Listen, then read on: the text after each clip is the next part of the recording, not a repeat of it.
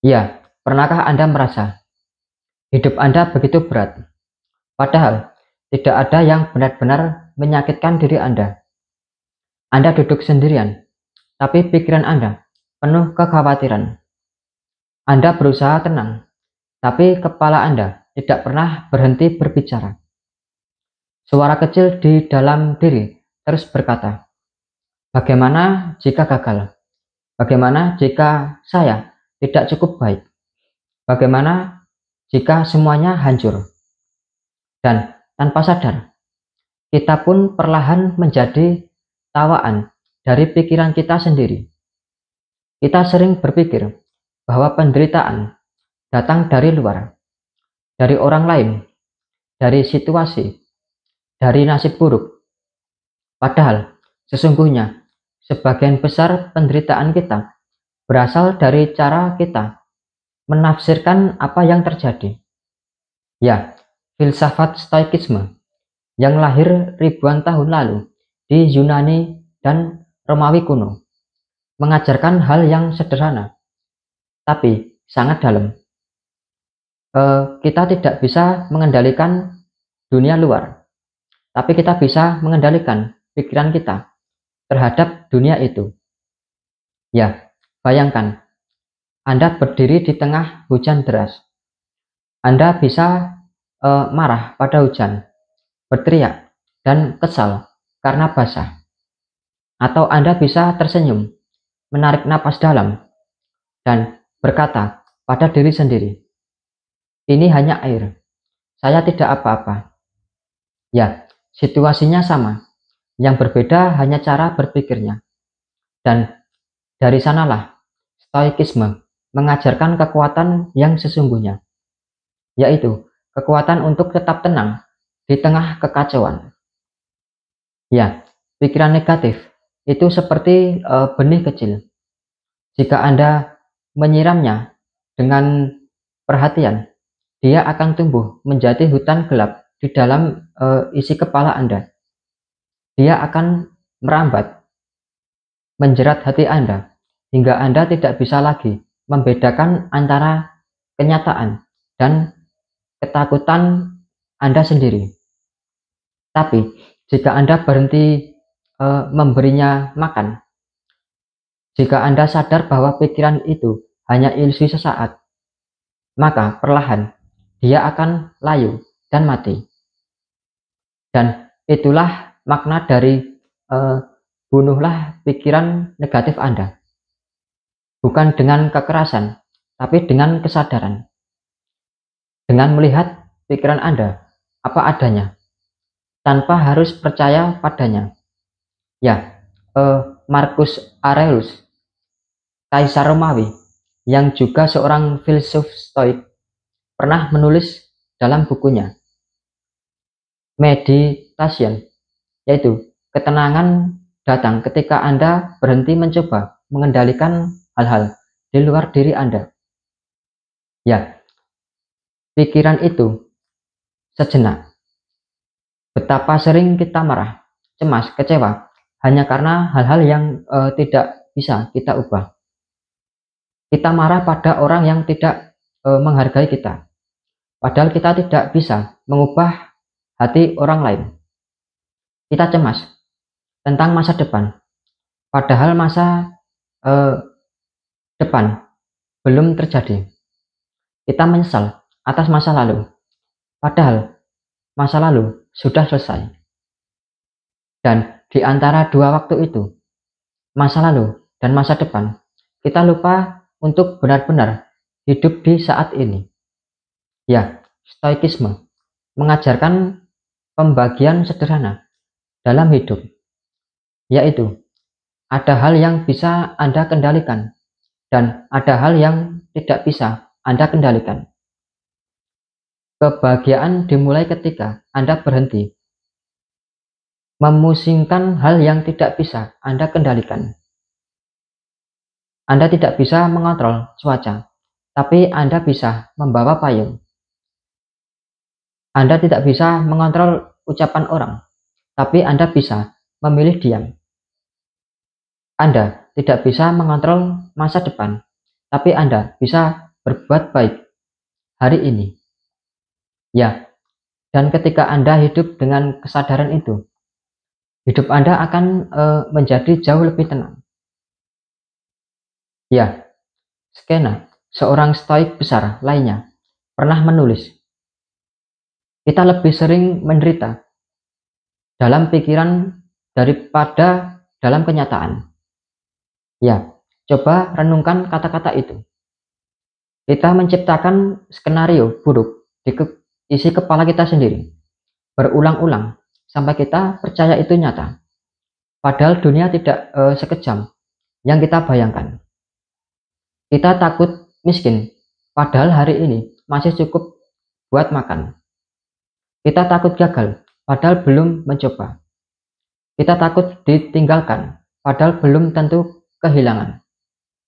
Ya, pikiran negatif adalah peramal buruk yang selalu salah. Tapi entah kenapa, kita terus mempercayainya.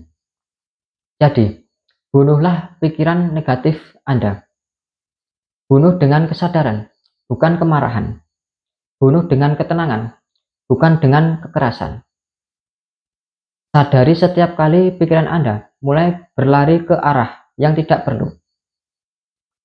Ketika Anda mendengar suara di kepala Anda dan berkata, semua ini percuma.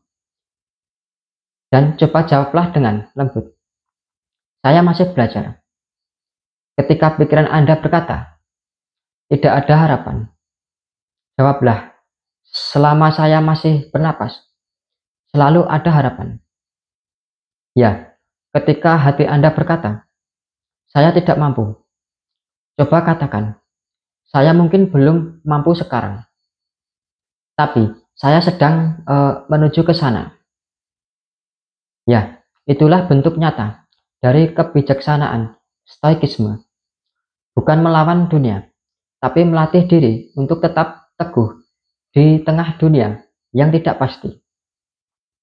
Ya, stoikisme bukan ajaran untuk menjadi dingin tanpa perasaan. Justru sebaliknya, stoikisme mengajarkan bagaimana mencintai hidup dengan cara yang bijak.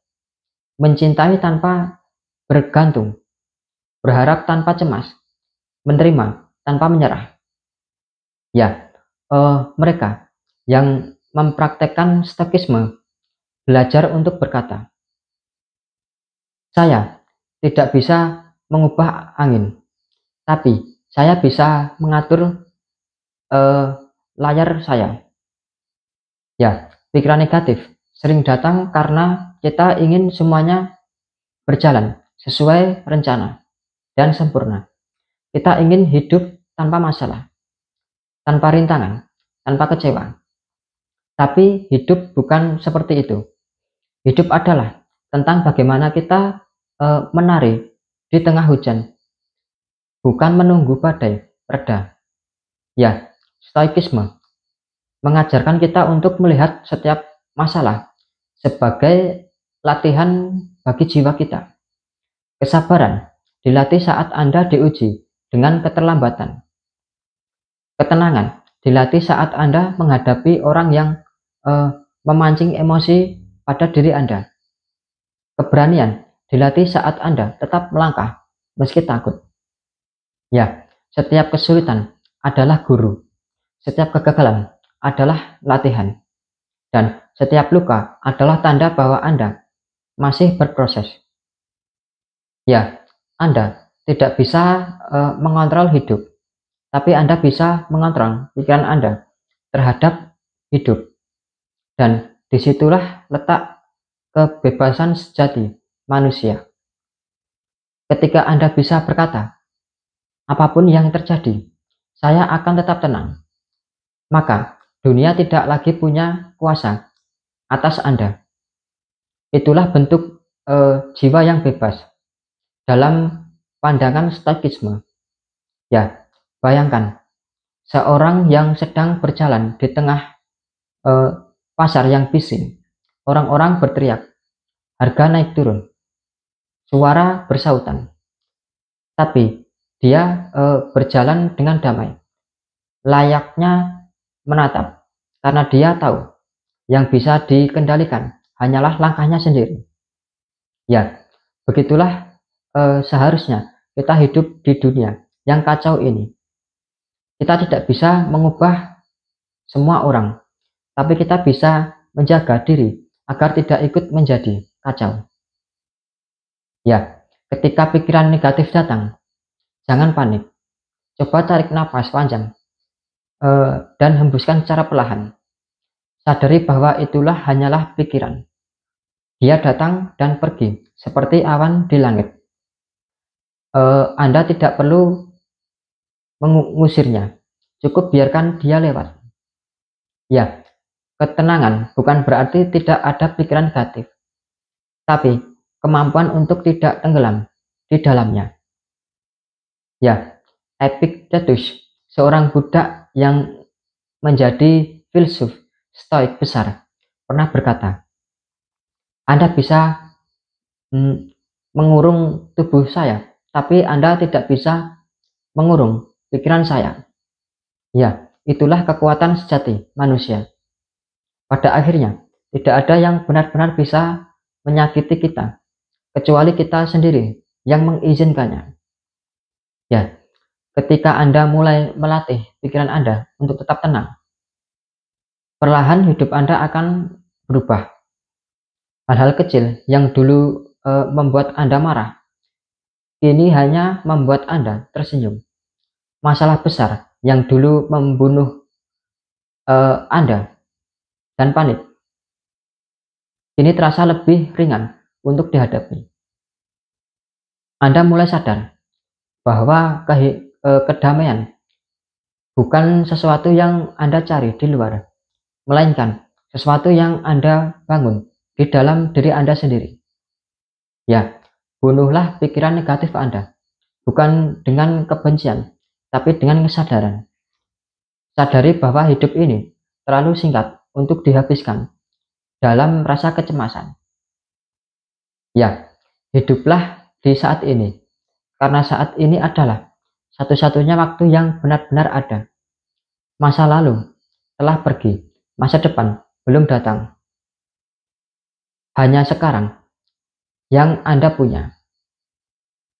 Dan jika Anda bisa menjaga pikiran Anda tetap tenang di saat ini, tidak ada badai yang bisa menggoyahkan jiwa Anda. Seperti kata Marcus Aurelius, yaitu ketenangan sejati adalah ketika jiwa tidak lagi diguncang oleh hal-hal luar dirinya. Ya, tenangkan pikiran Anda, lepaskan hal-hal yang tidak bisa Anda kendalikan, dan isilah hati Anda dengan kesadaran serta rasa syukur. Karena ketika Anda bisa menguasai pikiran Anda sendiri, Anda tidak hanya hidup, Anda benar-benar bebas. Ya, terima kasih sudah menonton video ini sampai akhir. Semoga bermanfaat. Salam dari saya, Dosis Pas.